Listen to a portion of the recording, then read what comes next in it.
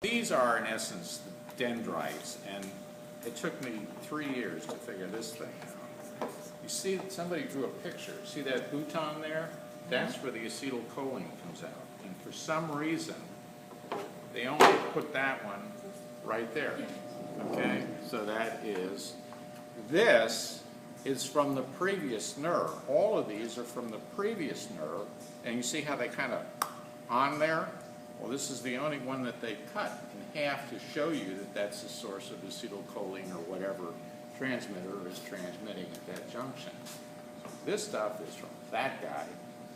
This stuff is the dendrite for this. Okay? So you pop this off, and it's the same old, nucleus. What's the thing with the sprinkles? Is that Googly rough? apparatus, the rough and Rough, yeah. R-E-R, rough endoplasmic reticulum, rough with the sprinkles, okay? I gotta kind of remember this one. I believe this one is the Golgi. Golgi equals garbage, GG, okay, garbage, boxes up the metabolic byproducts. You know, you've had this in high school as far as parts of the cell. There's nothing new there. Let's see.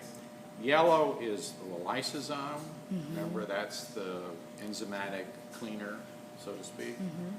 Peroxisome. And then, of course, this is smooth, SER, smooth endoplasmic reticulum. No red jimmies on it. Synthesizes protein.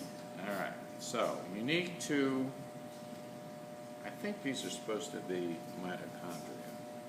Remember that. Mitochondria for the test will be this one, okay? That's why that looks like a mitochondria to me. You can even see the crista on it, okay? All right? Unique, oh, Jesus. Unique, get shot. Unique to nerves is this. It's the blue. It's what? Unique to nerves is the blue blob, and that is the Nissl substance. Okay, that might be a lecture question, I don't know. Capital N-I-S-S-L, obviously named after Doc Nissl in Germany somewhere. Okay? Now, we all need to know about the myelin sheath. Okay? This is their depiction of the myelin cell nucleus. Obviously, these have to be living cells to produce the myelin. And for your lecture class, what's the classic, tragic, demyelinating disease?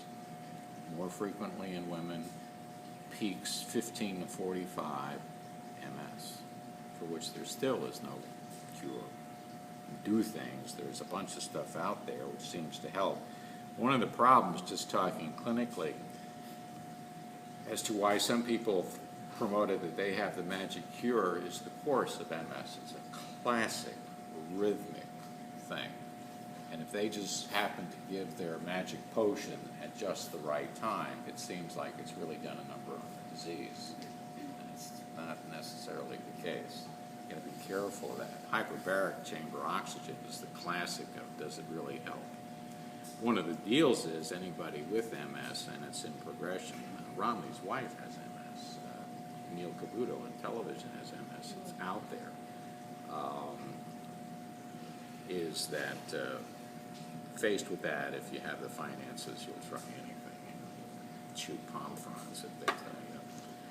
So anyway, the other thing you need to know is what's the node where the myelin sheath dimples in?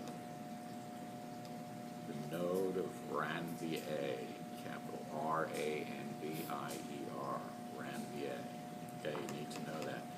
And just for your lecture, what that allows is a more rapid progression of the impulse because it goes from node to node rather than actually down the neuron. Again, it's a year-long search to explain all that, but it does happen.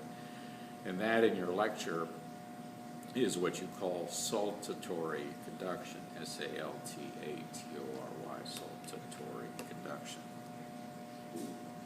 Obviously, that's the axon, that's the myelin. This they call the endoneurium. Don't ask me where that, but this gray And the idea is that this actually covers the whole thing, but they just give you a piece. That's another thing that took me about 2 years to figure out. Now, if the question's at this end, obviously, Schwann cells, myelin sheath, there's Nissl substance, there's the axon, and there's the nucleus of the Schwann cell. One final thing about MS, because it's a very important disease, is that it is probably, and you'll have this in lecture, it's probably an autoimmune phenomenon, and that has not really changed. The point is, and there are a lot of diseases like this, you have a virus, you have the flu, you make antibodies, which is a good thing, and in 3 to 5 days you feel a bunch better and you go back to work or school or whatever. Unfortunately, in some people, those antibodies cross-react with what? That myelin. It's a cross-reactivity. So then over time, recrudescence of the antibodies, since you never stop making the antibody, starts to gobble away at the myelin sheath. What's the most common presentation of somebody with their first ever episode of MS? They're blind. They wake up blind because you have optic neuritis, which is kind of the stepping stone to full-blown MS. The sight comes back. So that's what it is. I think there's 3 or 4 of these for the practical. You know, it's the same old beyond that. But this is straightforward. Okay, that being said,